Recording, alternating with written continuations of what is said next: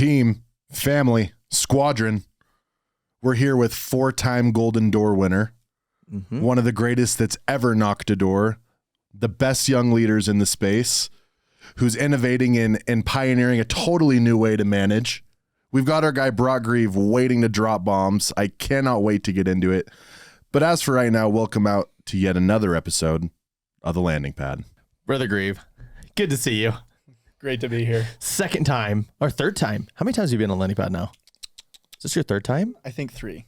Yeah. Oh, he's a salty vet. First time, you were in the Rookery last year too. Yeah. I remember this background of a video of you. This is special. Yeah, it's special. Great. Forgot the one in the lab, ancient history. Yeah. No, and he was on and it was needed. Brock, we're stoked to have you here, dude. We're stoked. I heard you just came from another podcast. That's right. The D2DU podcast. Yeah. What's it called? Golden Door Deep Dive? Golden Door Deep Dive. Golden Door Deep Dive. Yeah. Awesome. Yeah. Roz is a great guy. The craziest thing is we're doing Golden Door Deep Dive, but we need to bring people from other industries, but as of right now, we don't have enough time to bring other people from other industries. So this is basically a Golden Door Deep Dive with grit reps. On it. Hey, we love it. We're glad that you're able to spread your knowledge and spread your wings and give the people what they want. But hey, before we get into it, Brock, I think people need to understand what you've done in the past. I'm going to fly through your resume. Sure. Because I think your resume is actually a fun one too, because we talk so much about reps that they start so hot. They're so good right off the bat. A lot of people that sit down in these chairs, and then the few that we're going to be sitting down with today, they just start off so hot. So it's like, oh yeah, they were just blessed and they're just so gifted. Where Brock, you've had just a steady increase, right? 2018 Green X, 53K with 100 accounts. 2019, big jump, 240K, 400 accounts. 2020, 371K, 530 accounts. Then with the grit, me and Brock go back a long way though. We're HTR. We got this is now with the grit. Just Easton used to.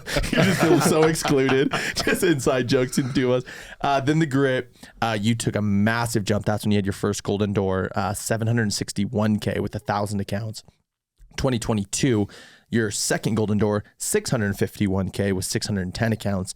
Then this year, and this is what we're going to talk a lot about, you decided, I guess 2022 wasn't good enough. You went and did 1,056 accounts with $1.3 million in rev. So 2 Golden Doors. That's where the fourth comes in because you were into 2 this last year. Brock, I think first and foremost, the people just want to know, dude, what was your mindset the end of 2022 doing amazing, a Golden Door? Dude, what was it before you got started? Even the idea of doing 2 Golden Doors. Talk to us through your mindset. Yeah. The 2022 was a great summer. It still was, in my mind, it was regression. And I learned that it actually wasn't regression. It was actually progression. It's just the numbers were different. You just went cross-eyed looking at that, and it cracked me up. I had a hair on my hat. No, you're looking right at my forehead with cross eyes. And I was like, what did I just say? Sorry about Anyways, that. no, Sorry. so, right, because like on paper, right, from going from 1,000 accounts to 600 accounts, like it looked like regression, but really, I was just going through like growing pains as, salesperson, a leader, just growing as an individual. And so I ended that summer in 2022, and I was like, man, I don't even think I'm a $1 million rep. Like, sure, I only sold a Golden Door this year, but I really look at myself like I believe that I am even better than $1 million rep. And so I just really wanted to go out and, right. If I had that belief, I always say like belief is your blueprint for the house you're going to build. Right. And so it's like, I believed I believed that I could do so much more than 650K. And that's where it all started, just right there at the end of the summer. Basically, I'm like, man, and I didn't know what my goal was right away, but I'm like, I know that like this next summer is going to be massive because like, I know I can do more than 650K. And then that where did that belief come from? From your previous summer doing 1,000 accounts? Yeah. Or what? Like, dude, some people finish their first 650K summer. Yeah. And they're like, I was gassed. That's all I had left to give. Totally. So after that summer, you thought that you could basically double? Where does that belief come from? So I believe that belief comes from 2 places. And the most important place actually is proximity, right? It's something that we're so blessed with here at the Grit is the environment around us, it's really easy to believe that you can go out and get a golden door. It's really easy like to believe that you can even sell $1 million in revenue because it's happening around you all the time. So I think at like other companies and other sales teams, the number one key component of being able to believe in yourself is missing, because they don't have that leader that's throwing down 10K a day. They don't have rookies doing golden doors. They don't have XYZ things. For me, that wasn't an issue because I got to watch Drew do it, Zach do it. I'm competing with Corbin to do it. And so for me, like, proximity was there, which is the first step. So anybody who wants to go out and get a golden door, the biggest key component is belief. Number one, it's not skill, talent. It's as crazy as it sounds, it is not work ethic. Yeah. It is literally, it's belief. And so the first step is proximity, surrounding yourself with, you know, the culture environment of other people who are doing it. And then the second is, at least for me, the first one is doctrine. This second one is Brock's interpretation of how I learned to believe in myself specifically, was just looking at my success in overcoming trials and just going through like a lot of hard things, watching myself grow and seeing me in the face, like watching myself in the face of trials, you know, overcome it, because you only have two places to go at a trial. You either fail or succeed. And I was able to look at tons of failures, yes, but also at tons of successes. And so, I mean, this is just a long way of explaining, you know, stacking your dubs, which is a cliche at this point, but it really is, right? I was able to look at my track record, see everything that I accomplished. So it was like, logically, I knew that I would have to get better, but that I probably could do it. But then also it was just the last part of like developing that belief in myself was just throwing all logic out the door and just going crazy over it, like just wanting it so badly.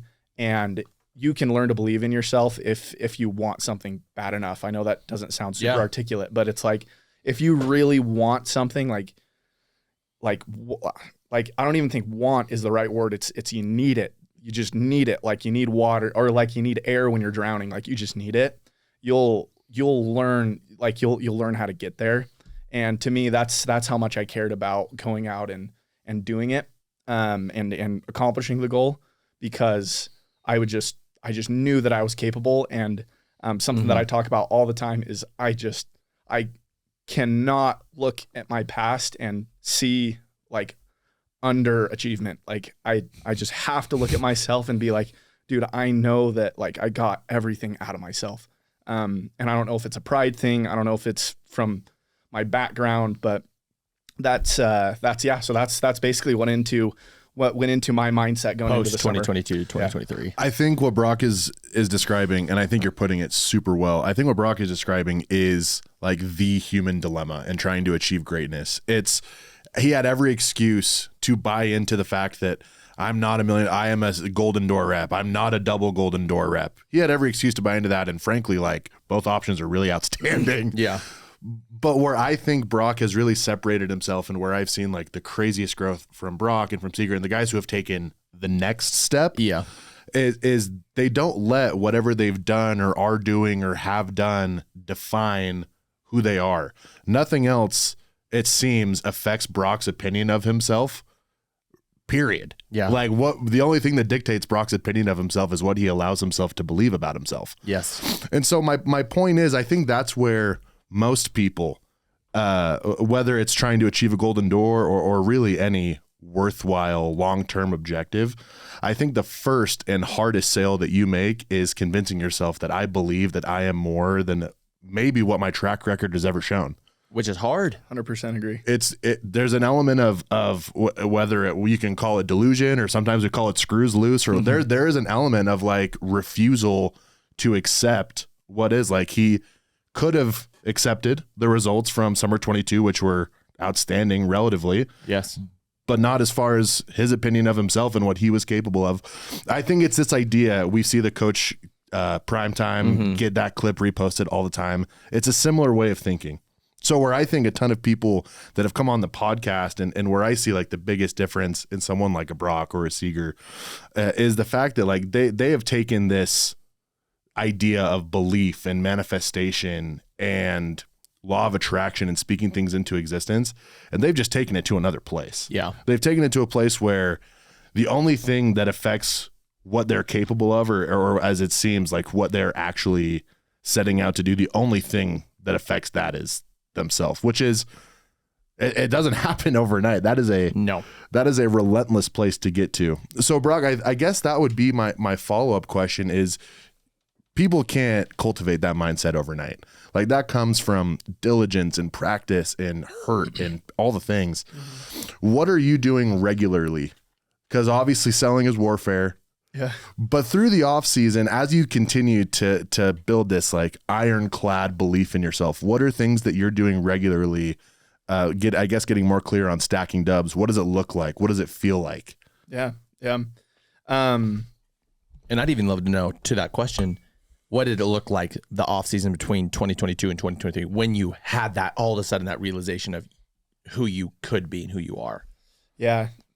I actually don't think that, I mean, the GPS was awesome. That was one really, really, really pivotal like moment where it almost like it just put a stamp on it. But like when I think I told my wife when I got home from Chicago in 2022, I think I told her, I'm like, cool, like what it should be is, Golden Door, million, 1.3. Like that's, if you were to look at it on paper, I think I told her, I was like, honestly, I'm not even going to do a million. Like, I'm just going to skip that step. Like, I'm pretty sure I can do 1.3. So it really did just come like, I really thought that was my goal. Basically, I probably even before I even stopped selling in 2022, I just knew that that's where I wanted to go. And so I would say, Easton, to kind of answer that question of what I'm doing to continue to, build that attitude, that ironclad of, that belief is just know where you want to go. And if you have a direction, then naturally you're going to get there through one path or another. And I don't know if I could actually specifically name, okay, I did this every day, I do this every morning. I'm like actually not really a routine guy, and I'm actually not really a manifestations guy. Like I'm almost like opposite of a lot of those guys. I kind of roll out of bed and just do my thing. But throughout the day, right, just because I know like what I want to accomplish, it was so ingrained in me.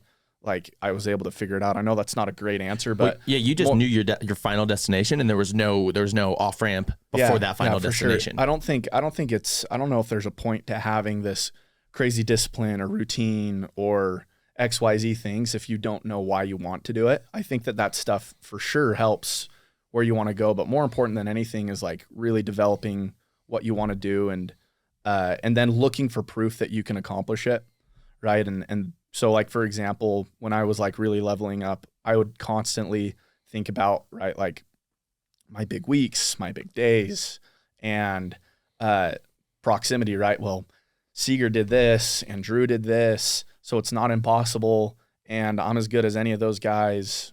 So I know that's not a super great answer, but really to me, what's way more important than your daily actions is doing everything you can daily to ingrain that goal into you of what you want to do. I love that answer. It's the Cheshire Cat, right? It doesn't matter which path you take if you don't know where you're going.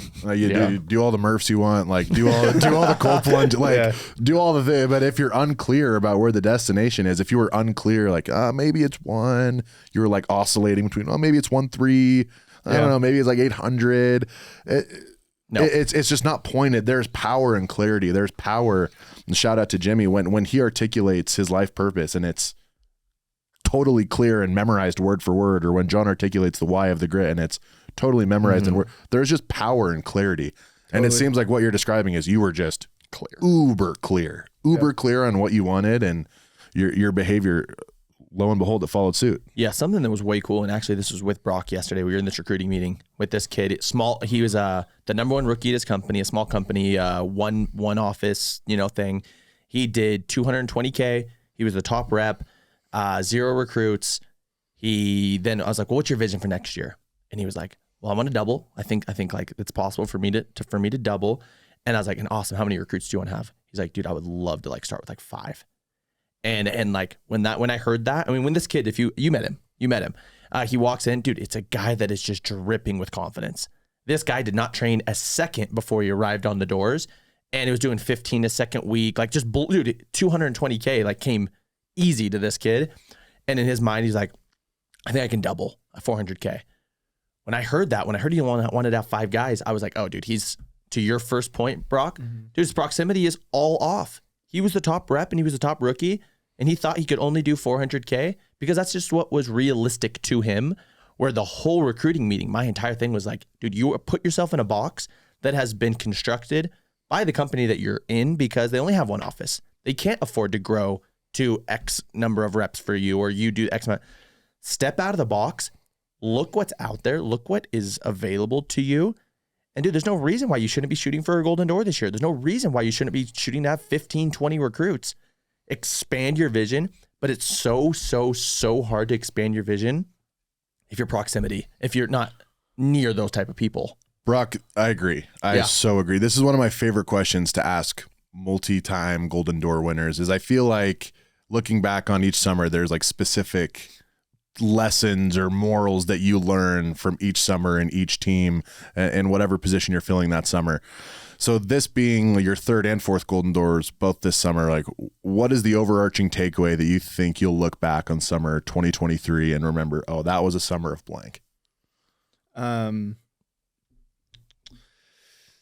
think that the overarching thing that I would want to take away from this summer was, it's kind of getting repetitive, but it really was like belief. Like, I really believed that I could do it. I really worked hard to do it, and something that I'm actually extremely happy and humbled by was just the guys that I was out there selling with, and they helped support that belief as well, because not only was I selling a ton, but like you had like Nate Van Dyke and rookies throwing down like Brannick and Jack, and then you had Colton who sold almost 400K, and then you had Nathan Gonzalez almost do 300K. So this for sure was not a selfish summer for me. This was a summer of abundance, of just everybody winning together, and I took so much accountability for what the people were watching, right? Because if I took a day off, then everybody would want to take a day off, so I never did, right? Or if I'm like not sending in deals after 9, right, then all of a sudden a week later nobody is sending deals after 9. And so, right, there was for sure the belief, that's the number one thing that helped me get there. But on top of that, it was just accountability to my team, desire to help them hit all of their goals and their numbers, and putting those goals on my back as well, and doing everything I could. That was the hardest part about the summer, was wearing all those hats of, I want to hit my goals and I want my guys to hit their goals, and I've got teams out of state that I'm not in. That was the hardest part of the summer, was wearing all those hats. And what would you say then was like, because a lot of people, right, and we say this time and time again on the podcast, like they think that it just comes easy to like these guys that are sitting down. Because I don't think that a lot of the guys that sit at this table are particularly really, really good at articulating some of the trials that they go through. Like, it's hard, obviously. Yeah. But dude, Brock, I'd love for you to touch on maybe a couple of the moments in your summer that you were like, dude, this is like, I don't know if I can do this. Right. Yeah. What was the one of the biggest trials that you had this summer? Yeah. Probably there toward the end. This is a trial that everybody's going to go through. When you look back and you see how good you've done, but you haven't gotten there yet, and you think that you've done enough. And so there was for sure a lot of struggles there toward the end of the summer, where I was just thinking like, gosh, why do I need to do 1.3 when I'm at 1.1? Why do I need to put myself through another month of grinding? And I've already done more than anybody else has basically done. And so that would be like, honestly, that was the hardest part. This summer wasn't my toughest summer. And I think that's a common theme that you hear from a lot of people who hit massive numbers, right? The guys who you hear this a lot. I think Seeger even said it himself. I think he said it was one of his easiest summers. I would actually agree with that. When you really know what you want and you're ready to go do it, the summer becomes easier, even if maybe on paper, if it was tough, right? Like if you go through a lot of stuff in your family life, if you go through a lot of challenges with maybe whether it's permits or competitiveness or XYZ, right?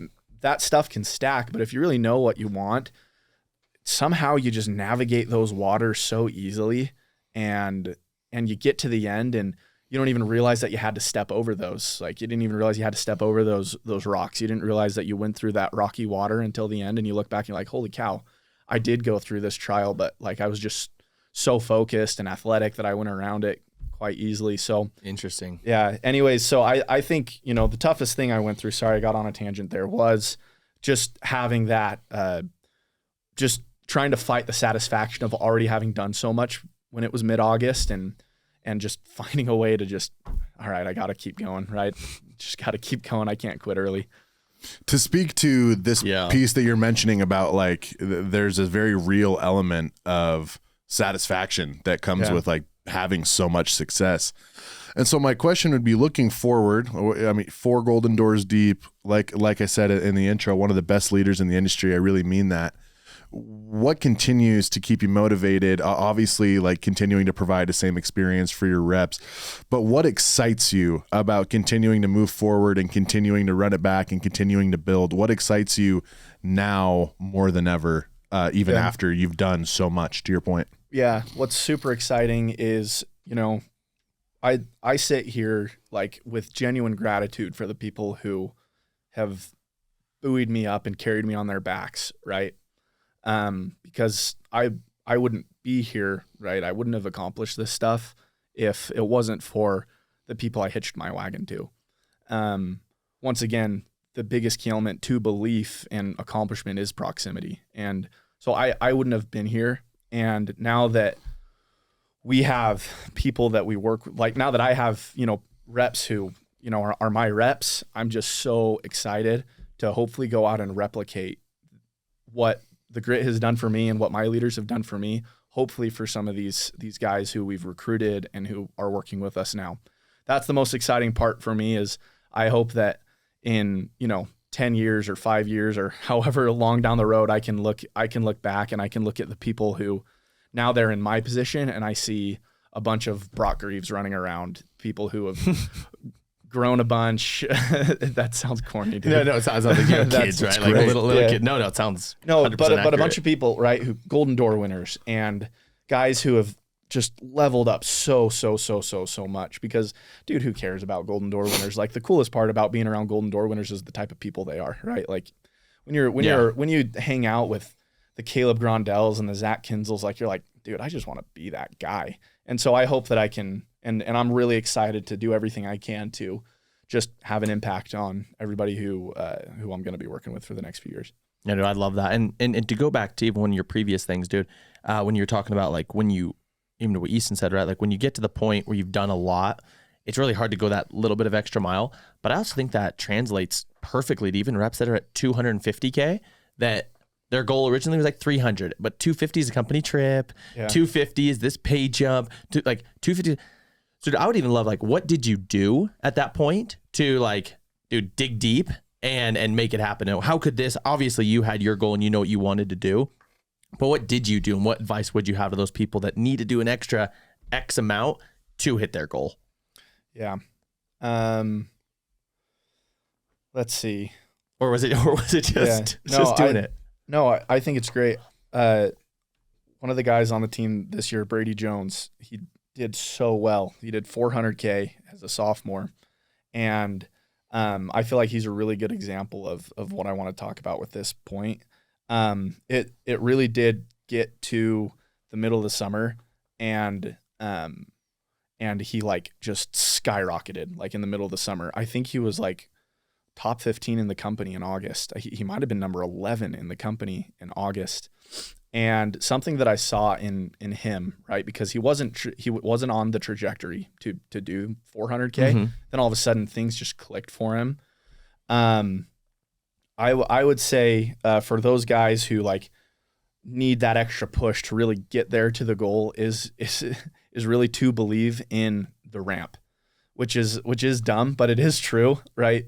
You do get better as the summer goes. Like, you as long as you're putting in the inputs and you're focusing on the inputs, right? Improving your sales pitch, getting better at all the things that we train. on, then like you will get better at selling. And the only thing that really is going to pigeonhole you from getting better and better and better as the summer goes on is your belief and your work ethic and your inputs. And so anyways, like something that I saw in Brady, right, is he did continue to get better at selling. His skill went up, but his will didn't go down.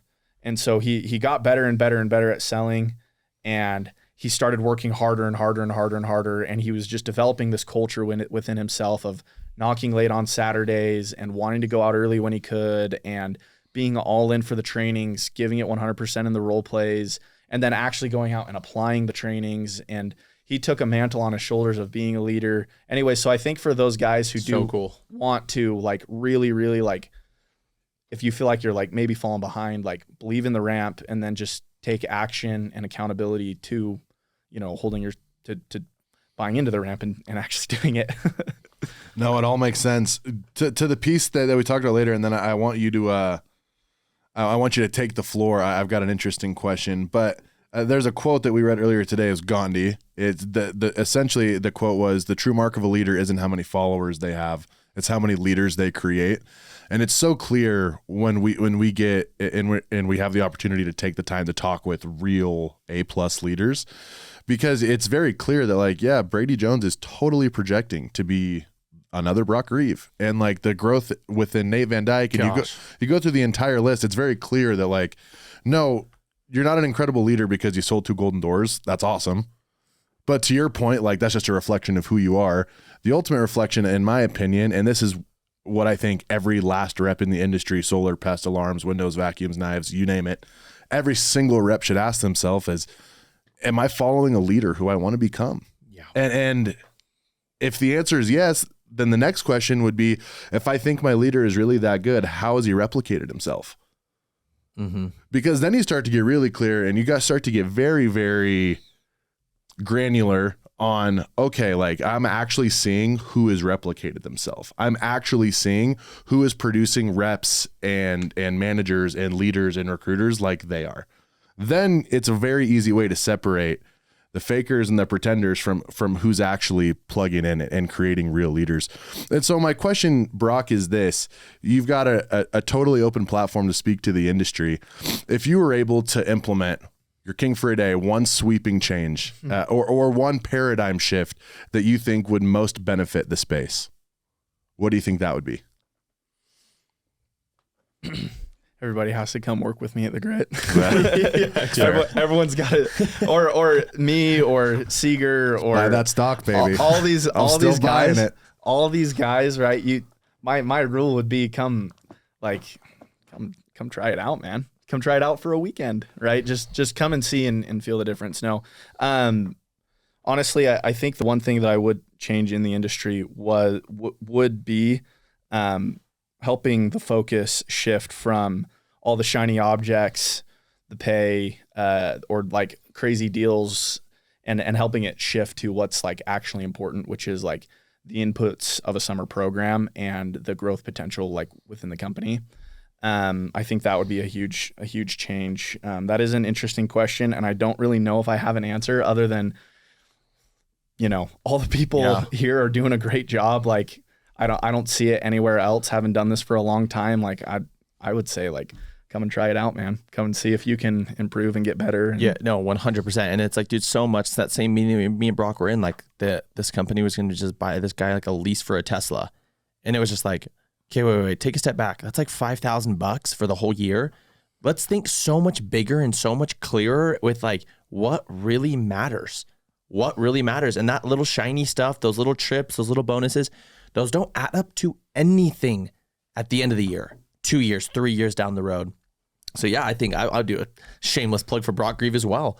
Work with Brock. Like if you want to work with an elite leader that would, I'm not gonna say die for his rest, but bleed, cry, work to his tail. Like there's it's tough to say there's a better leader than Brock. Grit leadership personified. Yes. 110. I've got another good hot take totally on a different subject, but I was just thinking about the industry and things that have driven me crazy over the last couple of years, which is I feel like one of the names that has been taken in vain, right? One of the commandments that, like if there was a commandment and there's a name that gets taken in vain, I think that name or word rather is culture. I hear at all these other companies, like their reps talk about culture. And I just look at like, at least from an outsider's perspective, and maybe it's biased, maybe not, but I look at this company and I just ask like, what culture? Like I don't see culture at this company, and somehow these guys are drinking this Kool-Aid about some culture that isn't there, because you look at it and you don't see the results that culture brings and breeds. Like you don't see the offspring of incredible culture, right? Mm-hmm. Which to me, culture and results are inseparable, right? The greatest cultures create the greatest leaders who accomplish the greatest things, who build absolute empires. And right, I'll be in a recruiting meeting or I'll be talking with a guy and I ask him, hey dude, like, how's it going? How do you like the company? And they're like, oh dude, I just love the culture of my company. And it's like, what culture are you talking about? Like the only thing you're talking about are the interests of the people that you're around. Like, sure, you guys like similar things, whether that's you guys like, going and golfing or this or that. And they take the word culture in vain, which is one of the best words to describe. Right. I think culture is so important, and people throw that word around like they have it, which they don't. Right. Really, they confuse culture with interests, or I don't even really know how to explain it. But dude, culture is so deep, and I don't see that culture in many other places, many other companies that you see here, where it's just pumping through the veins. Yeah. And it's just the quality of culture, or it's like what is the culture that they are focusing on or trying to develop. I agree with that 100%. And Brock, send us home with this. We ask the Golden Door reps this, right? And you whatever it means to you, what does the word grit mean to Brock Grieve? Yeah, or what is grit? Yeah, I think I could say it in one sentence. It's just getting what you want, no matter what. That's all it is to me. It's just getting what you want to get and not making excuses and just going out and getting it. Yep. Mic drop. And as a mic drop, it's simply said. Brock, I think you're so articulate. I think you've made a lot of points extremely clear. And if I would love to listen to the first episode from back in the lab to the episode to now. If that is not, we can just delete that one. The largest and most compelling evidence of, this culture is real, to see the growth in a human being, everyone at the table, but to hear the difference in how Brock is talking and speaking and carrying himself, it's ludicrous. It's night and day. It's actually crazy. And he was a good guy back then. He's not a bad guy. No. 1,000 accounts. But it's culture realized. So Brock, thank you for taking the time. Thanks for being a walking embodiment of grit culture. Absolute nuggets dropped today. Yeah. Yep. Love you guys. Thanks for having me. We love you, Brocky. Thanks for having. Hey, for another episode of The Landing Pad, we out.